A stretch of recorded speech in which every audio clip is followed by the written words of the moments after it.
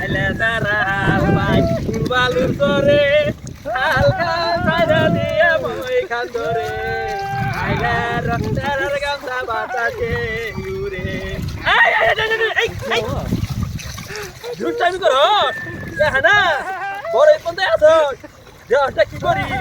এই নামাই নামাই নামাই নামাই যা যা লো বেটা দা আমার মনে হচ্ছে কম খাওয়া টাকা মতে এই নামাই নামাই নামাই এই বুঝিস তুই নমু এটা মতে কম দে হাও না আরে মতে কাট না তুমি চাও না যা